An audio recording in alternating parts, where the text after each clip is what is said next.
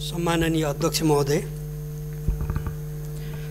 लिम्पियाधुरा, लिपुलेक र कालापानी नेपालको अतिक्रमित भूमिलाई समेटेर देशको राजनीतिक नक्सालाई अद्यावधि गरिएको छ। यही नक्सालाई देशको निशाना छापमा अंकित गर्न नेपाल सरकारले संविधानको दोस्रो संशोधनको लागि प्रस्ताव संसदमा पेश गरेको छ। प्रतिनिधि सभाबाट पास भइसकेको छ र आज हामीहरू छलफलमा केन्द्रित भएका छौँ। सरकारले लिएको यो निर्णय ऐतिहासिक छ, युगीन छ। म यो निर्णयको स्वागत गर्दछु र समर्थन प्रकट गर्दछु। इतिहासमा कहिलेकाहीँ एउटा व्यक्तिले लिने निर्णय, साहस र अडानले सिङ्गो देशको शिर उच्च हुन्छ, जनताको छाती गर्वले फुल्छ र मुलुक अगाडि बढ्छ र समयले गर्विलो इतिहास निर्माण गरिरहेको हुन्छ। यति बेला नेपालमा त्यस्तै भएको छ। म सम्माननीय प्रधानमन्त्री केपी शर्मा ओलीको साहस, निर्णय क्षमता र अडानको उच्च सम्मान गर्दछु। नेपाल सरकारप्रति उच्च प्रशंसा प्रकट गर्दछु। अध्यक्ष महोदय, नेपाल कम्युनिस्ट पार्टी नेकपा लगायतका राजनीतिक दलहरू जसले इतिहासमा राष्ट्रिय मुद्दामा उच्च राजनीतिक संस्कृतिको निर्माण गरेका छन् र राष्ट्रियताको मुद्दामा आफूहरूलाई एक ठाउँमा उभ्याएका छन्, यस किसिमको असाधारण क्षमता प्रकट गर्नुभएकोमा म सबै राजनीतिक दलका नेताहरूलाई धन्यवाद भन्न चाहन्छु र निर्माण भएको यो राष्ट्रिय शक्तिलाई कायम राख्न र निर्णायक बिन्दुसम्म पुग्न सफल हुनुहोस् भनेर शुभकामना पनि व्यक्त गर्न चाहन्छु। अध्यक्ष महोदय, नेपाल कहिल्यै कसैको उपनिवेश भएन, तर नेपालको स्वाधीनता कहिल्यै समस्या मुक्त पनि भएन। इतिहासको तितो यथार्थ यही नै हो। अध्यक्ष महोदय, ब्रिटिस भारतले नेपालको भूमिलाई आफ्नो कब्जामा लिन खोजेकै हो। हाम्रा पुर्खाहरूले खुकुरी र ढुङ्गा मुढाको बलमा लडेर भूमिको रक्षा गरेका हुन्। सन् 1947 मा स्वतन्त्र भएको भारतीय शासक वर्गले पनि नेपालको स्वाधीनता र सार्वभौमिकताको मर्मलाई कुल्चिएका तमाम उदाहरणहरू छन्। म अहिले त्यसको समीक्षा गर्नेतिर लाग्दिनँ। अध्यक्ष महोदय, निश्चित रूपमा नेपाल भारत सम्बन्ध ऐतिहासिक छ, बहुआयामिक छ। जनतामा आधारित परिवार बीचको सम्बन्ध छ नेपाल भारतको। तीर्थव्रतहरूको सम्बन्ध छ, सीता र रामको सम्बन्ध छ, पशुपतिनाथ, मुक्तिनाथ र विश्वनाथको सम्बन्ध छ, गौतम बुद्धको सम्बन्ध छ, लुम्बिनी, कपिलवस्तु, गया र कुशीनगरको सम्बन्ध छ, चाडबाडहरूको सम्बन्ध छ, समग्रतामा धार्मिक, सांस्कृतिक र रोटीबेटीको सम्बन्ध छ। राजनीतिक रूपमा भन्ने हो भने यो अझै गहिरो छ। भारतीय स्वतन्त्रता सङ्ग्राममा नेपाली जनता र नेताहरूले खेलेको भूमिका र योगदान अझै स्मरणीय छ। पुष्पलाल मनमोहन अधिकारी, विश्वेश्वर प्रसाद कोइराला, कृष्णप्रसाद भट्टराई लगायतका नेताहरूले भारतीय स्वतन्त्रता आन्दोलनमा पुलिसका हिरासतहरू बेहोर्नु भएको छ र जेल जीवन बेहोर्नु भएको इतिहास हाम्रो सामने अहिले पनि ताजै छ। यसरी नै नेपालको परिवर्तनका सन्दर्भमा पनि भारतीय नेताहरू, भारतीय जनताको समर्थन र सहयोग रहँदै आएको छ। यो पनि स्मरणीय नै छ। आर्थिक सम्बन्ध थप फराकिलो छ।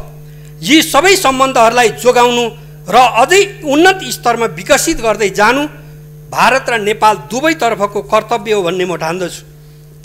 आजको भारतीय संस्थापनले, मैले एउटा कुरा लुकाउनु पर्दैन, आजको भारतीय संस्थापनले हिजोका वल्लभभाइ पटेलको मानसिकताबाट त्यसमा आधारित भएर दुई देश बीचको सम्बन्ध सुमधुर बन्छ भन्ने ठान्छ भने त्यो बन्न सक्दैन। उसले त्यो मानसिकतामा परिवर्तन ल्याउनु पर्दछ भन्ने म ठान्दछु। भारतले बडे भाइको दम्भ त्याग्नु पर्दछ। यो त्याग्नै पर्दछ नेपाल र भारतको सम्बन्धलाई सुमधुर बनाउने सन्दर्भमा। 21औं शताब्दीको उन्नत चेतनामा आधारित भएर मित्रवत सम्बन्धको सुरुवात गर्ने आँट र क्षमता भारतीय प्रधानमन्त्री, भारतीय संस्थापनको यति बेलाको नेता नरेन्द्र मोदीजीले देखाउनै पर्दछ। अध्यक्ष महोदय, नेपाल र भारत बीचको सिमाना निश्चित गर्ने सन्धि एकमात्र सन्धि हो, त्यो सुगौली सन्धि हो। त्यसले मात्रै नेपाल र भारतको सीमालाई अद्यावधि गरेको छ वा सीमालाई निश्चित गरेको छ। जसअनुसार पूर्वमा मेची नदी हाम्रो सीमा नदी हो र पश्चिममा काली नदी भनेर चिनिने त्यो महाकाली नदी नै हो। ती सीमा नदीहरू बीचको भूभाग नै नेपाल हो, समग्रतामा नेपाल हो। र अघि प्रसङ्गवश आएको यो महाकाली सन्धिको बेलामा जुन एउटा प्रसङ्ग छ, यो अधिकांश स्थानमा भनेर त्यति बेला किन भन्नु पर्यो, त्यसको यथार्थतालाई पनि हामी सबै नेपालीले बुझ्नुपर्छ। महाकाली नदी सम्पूर्ण सीमा नदी हो भन्न सकिने स्थिति नेपालको छैन, किनभने स्वयं महाकाली पारीपट्टि पनि हाम्रा र साबिक दोधारा र चाँदरी गाविसहरू छन्। ती नेपालका होइनन् भनेर के हामी भन्न सक्छौँ? त्यो कुरा भन्न सक्दैनौँ भने महाकाली सन्धिमा अधिकांश भूभाग यो चाहिँ सीमा नदी हो भनेर भनिएको कुरालाई गलत ढङ्गले हामीले बुझ्नुपर्छ भन्ने म ठान्दिनँ। त्यो सही ढङ्गले नै प्रयोग भएको छ। मुहानको सन्दर्भमा समग्रतामा महाकाली नदी सीमा नदी हो, तर त्यसभन्दा पश्चिमपट्टि भारतले पनि मानेको, हामीले पनि हाम्रो देशकै चाहिँ सीमाभित्र रहेको, हाम्रो देशको भूगोलमा समावेश भएको ठाउँहरू छन्। ती ठाउँहरूलाई इङ्गित गर्न खोजिएको भन्ने कुरा हामीले बुझ्न जरुरी छ। अध्यक्ष महोदय, सुगौली सन्धि, पूरक सन्धिहरू र त्यसपछि ब्रिटिस भारतले जारी गरेका नक्साहरू लिम्पियाधुरा क्षेत्रका बासिन्दाहरूले त्यति बेलादेखि नेपाल सरकारलाई तिर्दै आएका प्रमाणहरू, विक्रम सम्वत 2018 सालको जनगणनामा सामेल भएको प्रमाण, 2015 सालको चुनावमा सहभागी भएको मतदाता नामावली, यी तमाम प्रमाणहरू हुन् जसले कालीपुर वा लिम्पियाधुरासम्मको भूगोल नेपालको हो भनेर स्पष्ट गर्दछ। अध्यक्ष महोदय, हामीले भने पनि नभने पनि यति बेला नेपाल भारत सम्बन्धमा दरार पैदा भएकै छ। यो नेपालको कारणले होइन, यो भारतीय पक्षको कारणले नेपाल र भारत सम्बन्धमा दरार पैदा भएको छ। यो स्पष्ट कुरा हो। र आफैले विवादित भूमि मानेको किन यस्तो भयो भनेर पनि हामी स्पष्ट हुनुपर्छ। हाम्रो कारणले होइन, नेपालको कारणले होइन, भारत स्वयंले विवादित भूमि मानेको लिम्पियाधुरा, लिपुलेक र कालापानी क्षेत्रमा भारतबाट एकलौटी रूपमा सडक बनाउने र उद्घाटन गर्ने काम गरियो। यसबीचमा कोरोना महामारीसँग संसार लडिरहेको छ, नेपाल पनि लडिरहेको छ। तर यही बिचमा हामी एउटा महामारीसँग जुधिरहेको बेलामा हाम्रो भूगोल मिच्ने काम भारतले गर्यो। भारतले भूमि मिचेर सडक बनाएर उद्घाटन मात्रै गरेन, भारतका भारतीय सेना प्रमुखले नेपालको अपमान गरे।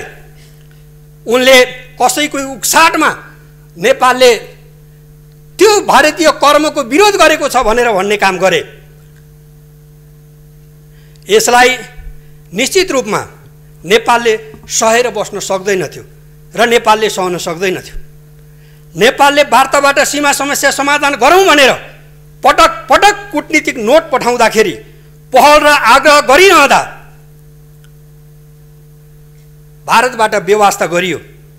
भारतीय पक्षले आफ्नो हेपा र मिचा प्रवृत्ति देखाउँदै नेपाल भारत समस्या सम्बन्धमा थप समस्या उत्पन्न भारतीय पक्षबाट भयो।